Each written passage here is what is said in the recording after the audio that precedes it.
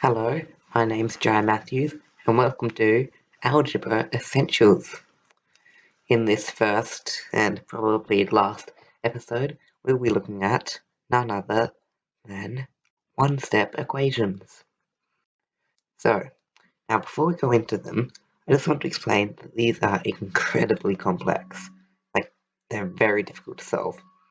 Some people think, oh, it's one step, I can do one step, surely that's easy, but they're wrong. They are actually incredibly complex, and if you think that, you're an idiot. You're a stupid idiot. Now, let's just look at an example of one. We're only going to be focusing on this one for the course of the video, but maybe I can show one at the end. So, there it is, and I know what you're thinking. That is very complicated. There is no way I can solve that in one step. But believe it or not, you actually can, and I think that by the end of this video, you'll be able to solve equations like this, and perhaps even harder ones. Now, so the first thing to do in this example is to switch the sides around so that we've got them on both sides. So on this side, we want x plus 4, and on this side, we want 7. But we also want to move it in the middle because it's, we want to move it into the middle because it looks terrible right there. Much better. So, now, the next step is you want to subtract 4 from each side of the equal sign. So, the first step of that is to subtract 4 from x plus 4, which is x plus 4 take 4. Then you do the same on the other side, and you get 7 take 4. And look at that, it's already an incredibly complex question, and now we've just made it even harder. So let's just focus on this part first. Now, if you get x and you add 4, then you take 4 again, that's the same as, yeah, that's right, doing fuck all. So we just end up with x.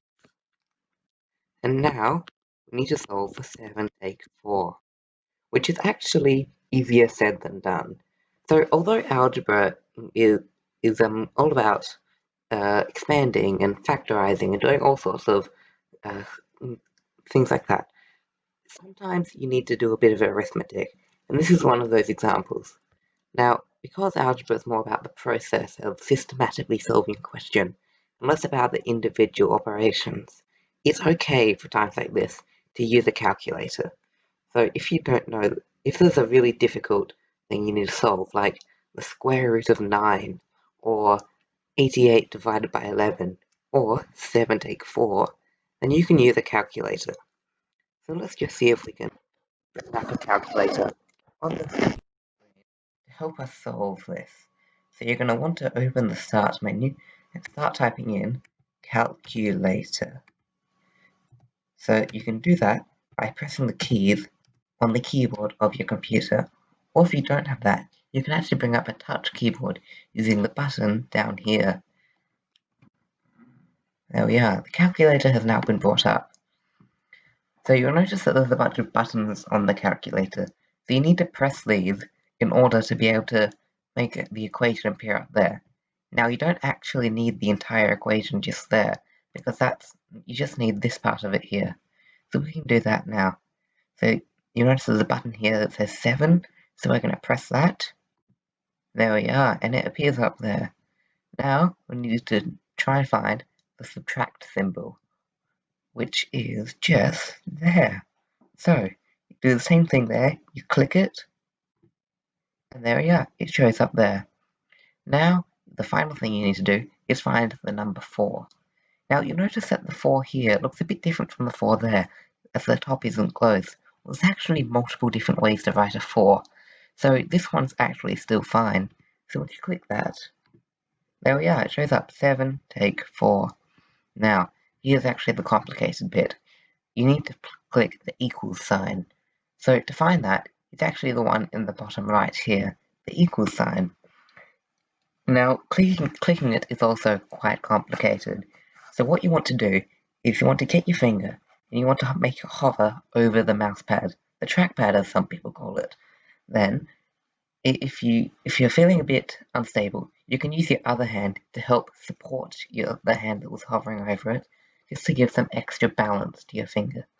Then, carefully, you want to lower your finger down onto the trackpad, and so it's resting on it. Then, push down a little further until it makes a click sound, and then quickly lift your finger off. You don't want it to be on there for too long. Now, so you do that, but you have to do it really quickly, and you only do it once, because if you do it twice, it'll perform the operation twice, and you don't want that. So, let's give that a try. Ah, crap! I accidentally pressed it twice. So if you do that, no problem, you can just do it again. So to reset the calculator, go up, and there's a little button here that says CE. Now, this stands for Common Error, and you want to click it to erase everything that's up here. Okay, there we are, all gone. Now, this actually gives us an opportunity to refresh our skills at using a calculator. So, the first button we need to click is 7. So, does anyone remember where that is? That's right, it's just here. So press it once. There we are. Now the subtract symbol. Here it is. And the 4. There it is, just over there. So this time, I'm going to be extra careful to only press the equal sign once. There we are, I did it this time. So, now we can close the calculator, and we can... Oh no, I forgot what the answer was. I'll have to go get the calculator again.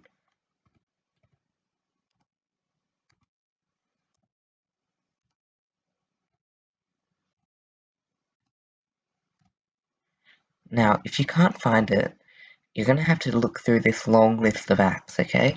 And one of them will hopefully be a calculator. Now, if I just analyze all the apps listed here, that looks like it, calculator. So we just need to type in 7 take 4. 7 take 4 equals, there we are, 3. This time I'll make sure I memorize the number 3 before I close the calculator. 3, 3, 3, 3. 3. There we are. I think I've memorized it. So now we can close it. So if we just replace that 7 take 4 with a 3, then we've got the answer. X is equal to 3.